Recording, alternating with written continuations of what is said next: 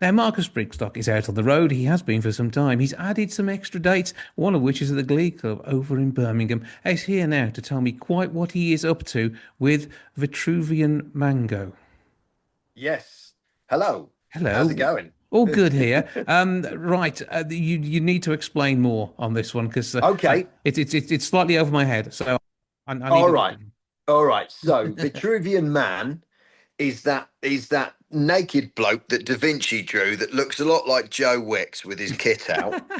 He's got an extra pair of legs and an extra pair of arms. And it's a famous image. But the point about it is Da Vinci drew what is supposed to be the ideal man. Right? I'm no one's ideal man, so I couldn't call the show Vitruvian Man. I call it Vitruvian Mango because I'm rounder, sweeter, softer, seasonally available, and at my best, delicately perfumed. So, my point is, as a man, I can really zhuzh up a salad. But the show, the name of the show is what the show is. It's about the notion of an ideal man. Like, what are men for? Obviously, you and I are soft-handed, never done a day's work in our lives. Absolutely. Media loving, awful, the worst, the worst. But there are no, I say no. There are very few jobs where male physical strength is what's important anymore. Used to be, gone. There's very few jobs now where the alleged problem solving of the male brain is particularly important, not least because women are in the workforce as much as men are now and can solve problems just as easily as we can. But the bigger threat to all of us, obviously, is tech, right? I mean, the biggest threat to men, and I don't think men have really realized this, artists are up in arms about it, but the biggest threat to men is AI. Hmm. Do you know AI will talk nonsense on any given subject without knowing where the information's come from or if it's true? I mean That's very that's much a our male role, territory. isn't it? Yeah, That's that's us, yeah. right? I Mm. mean, if AI learns to lean on a bar and interrupt women, that'll be it for us. There'll be nowhere left to go. So the show's about that, and the sort of the serious thing that underpins it is I've got an 85-year-old dad. I'm 52. I've got an adult son who's 23 and a baby son who's 4, right? Four men who are very important in my life, and not one of us knows what we're here for. Right. So all the blokes I know don't find it difficult to accept that things have moved on, right? The old patriarchal thinking, we've moved past most of it. It's not hard to accept.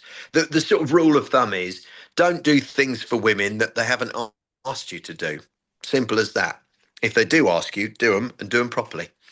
Um, so there's that, right? Most men know what's on the list of stuff that's not wanted from us anymore. What we don't know is what we are for. So that's what the show is all about, and the stats that underpin it are grim. The really serious stuff. The number one cause of death in men under 50 is suicide. That's heartbreaking. Shouldn't be anywhere near the number one slot. Parkour should be number one. Misjudging a curry number two, and seeing if you can get your bits and pieces in and out of a Dyson Airblade before it goes off. It's stuff like that. Silly stuff. Absolutely. So it is going to be an evening of fun and entertainment. That's the good bit.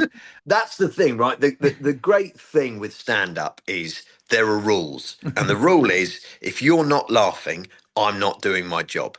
So That's I that's could that's talk never to. happened to you. Come on. No, no, sure. Well, but it does in previews. It does when I'm working it all out.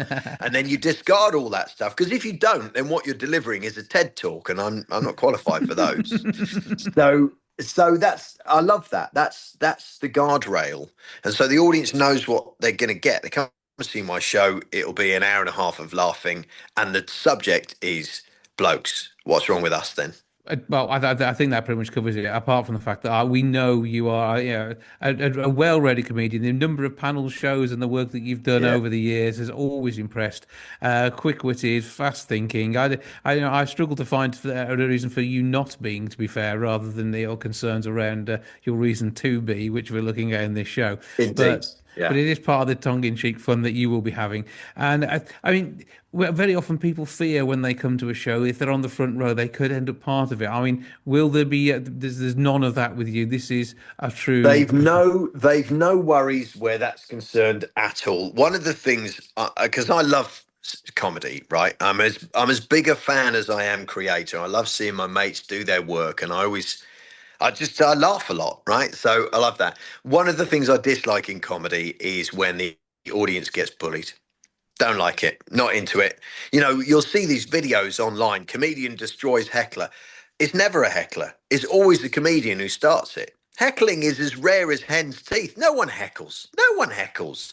Heckling, like shouting out unprompted from the audience, doesn't happen. What happens is a comedian turns on someone in the audience and starts bullying them and then posts it online and goes, yeah, look at me destroy this idiot. It's like, that's not fair and reasonable. So, no.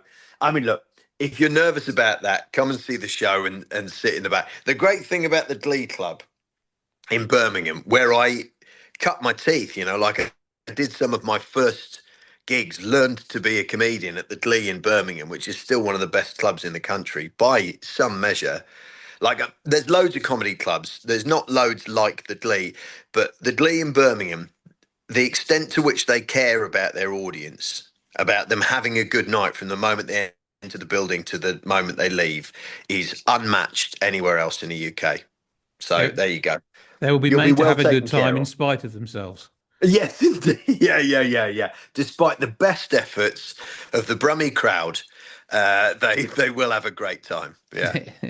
Glee.co.uk is where you can find the Glee Club online. And of course, you're all over the socials with loads of links to what you're doing, aren't you? Yeah, yeah, yeah, yeah. But I'm part of the problem. Constantly posting vainglorious clips of myself being far cleverer than I actually am. Yeah, yeah. It's all in the edit, is it? Yeah, yeah, yeah, exactly. Exactly. So we can find you on Instagram, Marcus Brigstocke. Same goes for Facebook. Any of the socials that you're into? You Yeah, a I'm on TikTok I'm boy? on I'm on Blue Sky. Oh, We'll Blue see Sky's whether cool. whether Blue Sky. I like Blue Sky. It seems like a nice place, at least for now. Let's circle back and revisit in a year and a half. I think it'll be another toxic bin fire by then. Yeah. Hopefully. Well, I might have worked out how to use it by then, but there you go. We'll see how we do. Marcus Brigstocke, lovely to speak to you. Have a You too, fantastic time mate. out on Thanks the for road. having me. Thanks, Jason. Cheers, buddy. Take care.